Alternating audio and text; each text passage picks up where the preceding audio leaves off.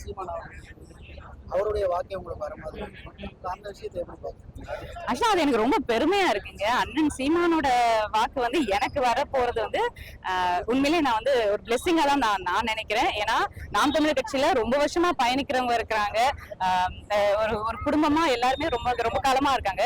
ஆனா அண்ணனோட வாக்கு இந்த வருஷம் எனக்கு வரப்போறது எனக்கு ரொம்ப பெருமையான விஷயம் தான். அது நான் உண்மையிலேயே வந்து ஆண்டவனுக்கும் நன்றி சொல்லிருக்கேன், அண்ணனுக்கும் நன்றி சொல்லிக்கிறேன். இந்த தொகுதியில வந்து மற்ற எல்லா வேட்பாளர்களும் சொல்லியிருக்காங்க. அவங்களோட அந்த களப்பணியை பார்த்தீங்களா? நீங்க மக்களை சந்திக்கும் போது என்ன மாதிரியான வரவேற்பு?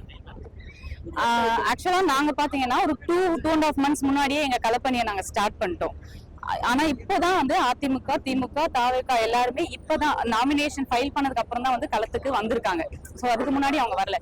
இந்த 2.5 மாசத்துல நான் போய் பார்த்த வரைக்குமே வந்துட்டு சோழிங்கநல்லூர் தொகுதியில முடிவடைஞ்சிருச்சு, செயல்பாடு இந்த திட்டங்கள்லாம் செயல்பாட்டுக்கு முடிஞ்சிருச்சு அப்படின்னு சொன்ன விஷயங்கள் எதுவுமே இன்னைக்கு வரைக்கும் முடியல. ஸோ அதை நான் வந்து கண்கூடா பார்த்திருக்கேன். அதை நான் வந்து வீடியோவா ரெக்கார்ட் பண்ணியும் வச்சிருக்கேன். அண்ட் என்னோட சோசியல் மீடியாஸ்ல நான் பேஜஸ்ல ஷேர் பண்ணிட்டும் இருக்கேன். ஸோ ஒவ்வொரு மக்களோட பிரச்சனைகளையும் ஒவ்வொரு பகுதியில இருக்கிற பிரச்சனைகளையும் வந்துட்டு நான் முன்னிறுத்திருக்கேன் என்னோட சோசியல் மீடியா பேஜஸ்ல. ஸோ இதுல இருந்து என்ன தெரியுதுன்னா, இப்போ சிட்டிங் எம்எல்ஏவா இருக்கிற திரு அரவிந்த் ரமேஷ் அவர்கள் சொல்றாரு எல்லா பணியும் முடிஞ்சிருச்சு, குடிநீர் முதற்கொண்டு சாலை வசதிகள் முதற்கொண்டு மருத்துவமனை முதற்கொண்டு எல்லாமே சோழிங்கநல்லூர் தொகுதி மக்களுக்காக கிடைச்சிருச்சு அப்படின்றாரு. சோ இதை நான் வந்து முற்றிலும் எதிர்க்கிறேன். ஏன்னா நான் களத்துல ஏற்கனவே போய் பார்த்த வரைக்கும் எந்த பணியுமே இன்னும் நிறைவடையில, மக்களுக்கான எந்த அடிப்படை வசதிகளும் வந்து பண்ணி கொடுக்காம தான் இருக்கிறதா நான் களத்துல பார்த்திருக்கேன். நாம் தமிழர் கட்சியில எத்தனை வருடமா வந்து பயணிக்கிறீங்க? இந்த காரணத்தால நான் நாம் தமிழர் கட்சியை தேர்ந்தெடுத்தேன் அப்படின்னு. நான் வந்து களத்துல டைரக்டா பயணிக்கல. நான் பின்னாடி பேக் எண்ட்ல ஐடி விங்ல ஒரு பேக் எண்ட் சப்போர்ட்டா தான் இருக்கேன். என்னோட ஃபேமிலில மெம்பர்ஸ் எல்லாம் வந்துட்டு ஆக்டிவா இருக்காங்க. நான் வந்து ஃப்ரண்ட் அண்ட் ஃபேஸ் கிடையாது நாம் தமிழர் கட்சி. பட் அண்ணன் வந்து என்னை ரெக்கக்னைஸ் பண்ணி எனக்கு வந்து ஒரு வாய்ப்பு கொடுத்திருக்காரு. ஸோ நாம் தமிழர் கட்சி வந்து ஒரு கொள்கை ரீதியாகவும் சரி, ஒரு ரெஸ்பான்சிபிலிட்டி, நம்ம ஸ்டேட், நம்ம தமிழ்நாடு, நம்ம தமிழ் மக்கள் அவங்களுக்காக நம்ம நிக்கணும்ன்ற அந்த ரெஸ்பான்சிபிலிட்டி எடுத்துக்கிறாங்க இல்லையா. ஸோ அந்த ஒரு ஃபேக்டருக்கு தான் நான் வந்து நாம் தமிழர் கட்சியை சூஸ் பண்ணியிருக்கேன். ஒரு டிசிப்ளின் ஆகட்டும், ஒரு மக்களை முன்னிறுத்துற விஷயமாகட்டும், மக்களுக்காக போராடுற விஷயமாகட்டும், எல்லாமே வந்து தமிழக மக்கள், தமிழ்நாடு, தமிழ் இதுக்காக வந்து முன்னிலைப்படுத்தப்படுற ஒரு நாம் தமிழர் கட்சிக்காக நான் கூட வந்து நிக்கிறத நான் எப்பயுமே வந்து பெருமைப்படுறேன், சந்தோஷப்படுறேன். அவர் வந்து ஒரு நோன் பேஸா பார்த்தாங்க. அது மட்டும் இல்லாம அவருக்கு வர இடத்துலாம் நல்ல வரவேற்பு இருக்கிறதா சொல்லியிருக்காங்க. நீங்க அந்த மாதிரி ஏதாவது பார்த்தீங்களா? தாவேக்காவினர் வந்து இந்த இடத்துல அதிகமா இருக்க மாட்டேங்குது.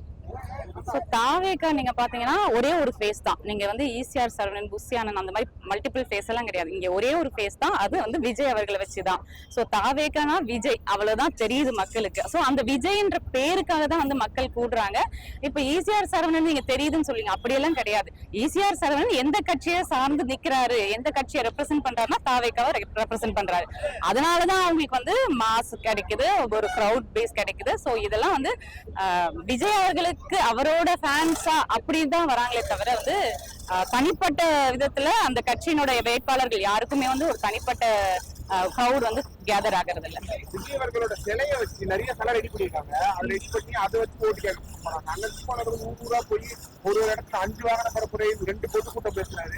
ஆனா விஜய் வந்து டேரக்டா ஒரு சிலையை வச்சு எடுத்துட்டு போயிட்டு காமெடி பண்ணிட்டு இருக்காங்க. இந்த மாதிரியான விஷயங்கள் எப்படி பாக்குறீங்க? தமிழக அரசு ரொம்ப சிரிப்பா சிரிக்குது. நீங்களே சொல்லிட்டீங்க காமெடி பண்ணிட்டு இருக்காங்கன்னு. இதுக்கப்புறம் நான் என்ன சொல்றது? காமெடி தான் நடக்குதுதான். மக்களுக்கு வந்து அது புரிஞ்சுக்கணும், மக்கள் வந்து கொஞ்சம் தெளிவா யோசிக்கணும்னு தான் நான் நினைக்கிறேன்.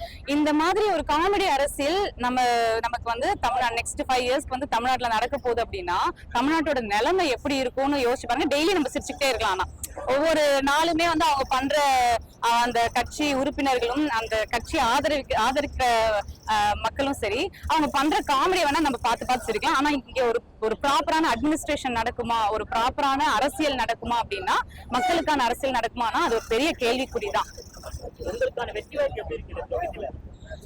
வெற்றி வாய்ப்புன்னு பாத்தீங்கன்னா இது வரைக்கும் வந்து மக்கள் வந்து திராவிட கட்சிகளுக்கு ஓட்டு ஓட்டு போட்டு ஜெயிக்க வச்சிருக்காங்க. கடந்த 50 ஆண்டுகள்ல வந்து மக்களுக்கு வந்து எந்த விதமான முன்னேற்றமும் நடக்கல, எந்த விதமான அடிப்படை வசதிகளும் கிடைக்காத நிலையில தான் இன்னமும் இருக்காங்க. நம்ம பாக்குறோம் சென்னை வந்து இந்த மெயின் ரோடு, பஸ் போற சாலை எல்லாம் வந்துட்டு இது மட்டும்தான் வந்து மக்களுக்கு தெரியும். மக்களுக்கு தெரியாத இன்னொரு முகம் இருக்கு. சோ இந்த முகத்தை வந்து காமிக்கிறது வந்து நாம் தமிழர் கட்சி. சோ இதுக்கப்புறம் பாத்தீங்கன்னா மக்கள் வந்து ரொம்ப அதிருப்தியில தான் இருக்காங்க. இந்த திமுகவும் அதிமுகவும் ஆட்சி செஞ்சதுல எந்த விதமான பலனும் இல்லாம இருக்கிறதுனால கண்டிப்பா வந்து மக்கள் வந்து ஒரு மாற்று கட்சிக்கு ஆதரவு தரணும்னு நினைக்கிறாங்க. அந்த மாற்று கட்சி நாம் தமிழர் கட்சியா இருக்கணும்னு நினைக்கிறாங்க. ஏன்னா நாங்க முன்வைக்கிற கொள்கைகள் எப்படி, எங்களோட வாக்குறுதிகள் அப்படி இருக்கு. தொகுதியில எல்லாமே பிரச்சனையா தாங்க இருக்கு. இங்க இந்த இடத்துல நிக்கிறோம் இல்லையா, இங்க இருந்து பக்கத்துல ஒரு 500 மீட்டர்ல இருக்கிற பெருங்குடி குப்பை கிடங்கு ஒரு பெரிய பிரச்சனை. நான் இந்த ஏரியால 6 வருஷமா இருக்கேன். எனக்கு பர்சனலாவே வந்து எவ்வளவு உடல்நல பாதிப்படைஞ்சிருக்கு இந்த ஏர் பொல்யூஷனால, இந்த லேண்ட் பொல்யூஷனால நான் ஃபீல் பண்ணியிருக்கேன். சோ இங்க ஸ்டார்ட் பண்ணி இந்த பெருங்குடி குப்பை கிடங்குல ஸ்டார்ட் பண்ணி பெரும்பாக்கம் வரைக்குமே வந்து எல்லாமே பிரச்சனை தான். குடிநீர், சாலை, மதுக்கடை பிரச்சனை, மருத்துவமனை இல்ல, சரியான மருத்துவர்கள் இல்ல, தண்ணி குடிக்கிற தண்ணி வந்து பேசிக்கா இன்னுமே வந்து மக்களுக்கு வந்து ஒரு ப்ராப்பரா சுத்தமான குடிநீர் கிடைக்கிறது இல்ல. சோ இதில் நிறைய இருக்கு. ஆக்சுவலா லிஸ்ட் பண்ணோம்னா கோவிலம்பாக்கம் ஏரி எல்லாம் போய் பாத்தீங்கன்னா ஏரி மாதிரியே தெரியல. அதுவும் வந்து ஒரு நிலத்தோட நிலமா சேர்ந்த மாதிரி தான் இருக்கு. ஒரு ஏரிகள் கூட இன்னும் தூர்வாரப்படாம அப்படியே இருக்கு. இந்த ஏரிகள்ல தூர்வாரி இருந்தாலே மக்களுக்கு கிடைக்க வேண்டிய குடிநீர் வந்துட்டு அழகா ஃப்ரீயா இலவசமா கொடுத்துருக்கலாம், தரமா கொடுத்துருக்கலாம். சோ இந்த மாதிரி பேசிக்கா மக்களுக்கு பண்ணி கொடுக்க வேண்டிய எந்த நல்ல விஷயங்களுமே இது வரைக்கும் பண்ணல. கண்டிப்பா நாம் தமிழர் கட்சி ஆட்சிக்கு வந்ததும் ஒவ்வொரு விஷயமா படிப்படியா மக்கள் ஃபேஸ் பண்ற பிரச்சனைகள் ஒவ்வொன்றா நாங்க வந்து பிரச்சனைகளுக்கு வந்து ஒரு முற்றுப்புள்ளி வைப்போம், ஒரு தீர்வு கொடுப்போம்னு நாங்க வந்து